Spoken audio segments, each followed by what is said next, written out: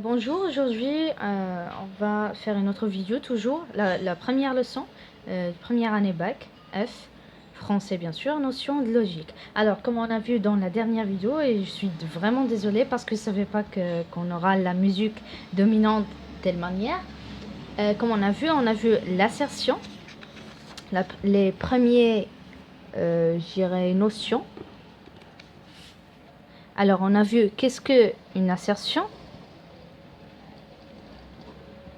ou bien une proposition, et on a vu qu'elle peut être vraie ou fausse, et pas les deux en même temps.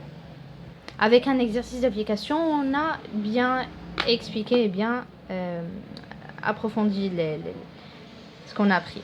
Alors, aujourd'hui, on verra la suite.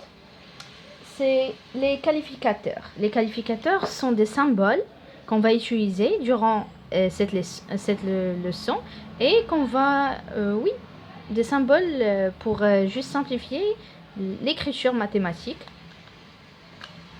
Alors, le premier symbole qu'on aura, c'est celui-là.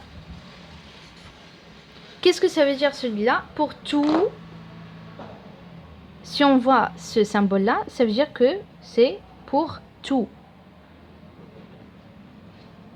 Par exemple, si je trouve ce symbole avec cette écriture, pour tout x appartient à R. Ça veut dire pour tout réel, si on veut l'écrire comme phrase. Mais au lieu de dire pour tout x et en écrivant, ça va prendre du temps, on écrit tout simplement, simplifiant, pour tout x appartient à R. Sinon, appartient à n ou c'est pas, n'importe quel. Il y a aussi une autre notification pour ce symbole, juste pour savoir, ça doit être n'importe quel ensemble, soit R, soit Q, soit D, soit le N, soit le Z, n'importe quel ensemble. Mais ici, je peux avoir aussi cette écriture X, Y, appartient à R au carré.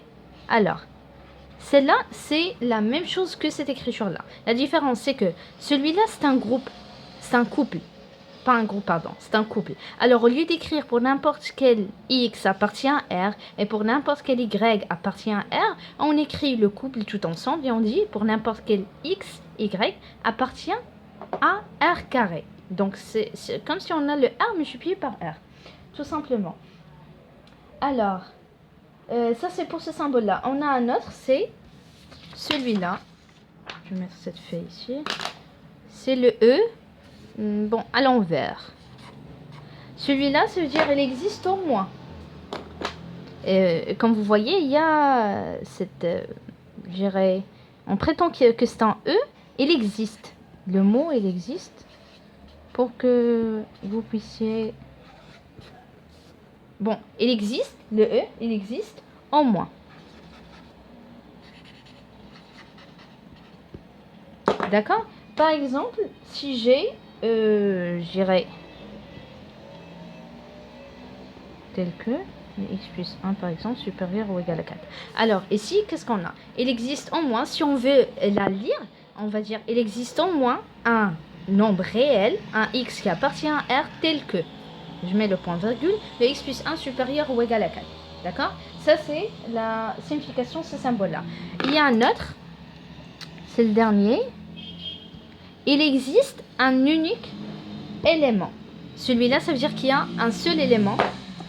Avec le point d'exclamation, ça veut dire qu'il y a un seul élément. C'est la différence. Alors, si on prend par exemple, il existe un unique élément, le couple. Et si on va utiliser cette écriture, tel que le x au carré plus y au carré est égal à 0. Alors ici, il existe vraiment un unique élément. Pourquoi? Parce que je ne peux pas avoir ici un 1 plus un 1 et ça va être égal à 0. Ça ne peut pas être. Donc, on n'a pas un autre élément sauf que le 0. Alors, 0 plus 0 est égal à 0. Donc ici, il y a un unique élément qui est le 0. Le x est égal à y est égal à 0. Alors, ça, c'était pour les qualificateurs. On va prendre un exercice d'application. Si on veut, alors ici, je vais écrire des phrases qu'on va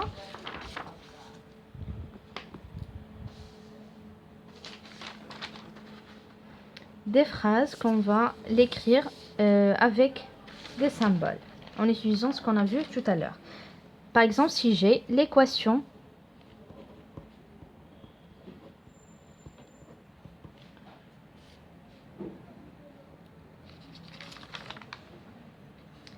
x au carré plus 2x moins 3 est égal à 0. Admet au moins une solution réelle. Admet au moins une solution réelle.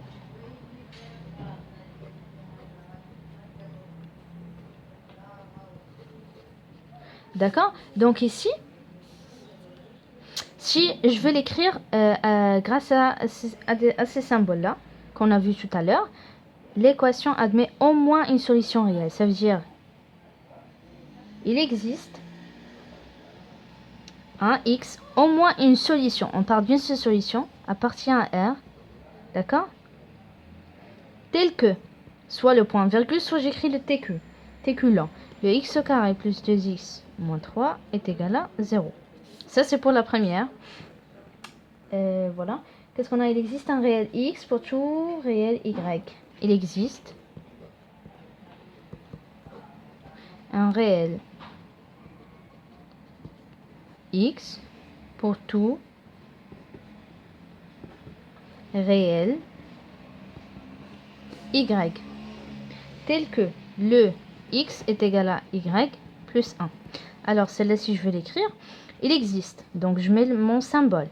Il existe. Il n'y a pas il existe uniquement, ou bien un seul élément, mais il existe seulement. Donc, on va mettre le E ici, ce symbole-là, sans point d'exclamation. Un réel, ça veut dire le x appartient à R. Je mets les parenthèses pour juste distinguer les deux. Pour tout, y, réel aussi, appartient à R. D'accord? Et je mets ici, point virgule, x, y plus 1 est égal à le y plus 1. Voilà. On verra. Il y a un autre exemple. Il nous reste un autre exemple. Le dernier. Alors, si G, il existe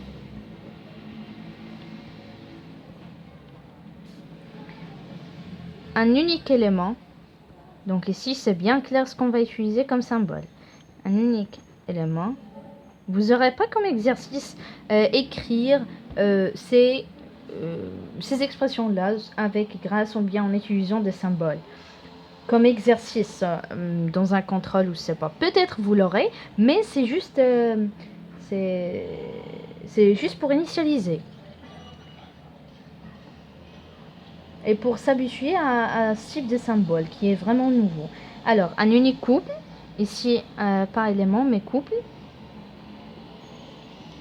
D'accord? Les entiers naturels. Donc, quand on entend des entiers naturels, ça veut dire qu'ils appartiennent à l'ensemble n, qui vérifie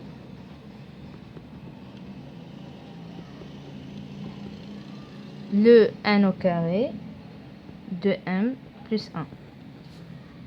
Alors, dans ce cas, qu'est-ce qu'on va dire? Il existe un unique couple. On parle de n et m. Appartient, on fait de la même façon, n au carré, qui vérifie, point virgule, pardon, le 2m plus 1. D'accord? Donc, c'était ça pour les qualificateurs. Je mettrai un autre exercice pour bien s'habituer à ce type de symbole que vous allez l'utiliser pendant toute l'année, Inch'Allah. Et pendant toutes les années prochaines. Bonne chance!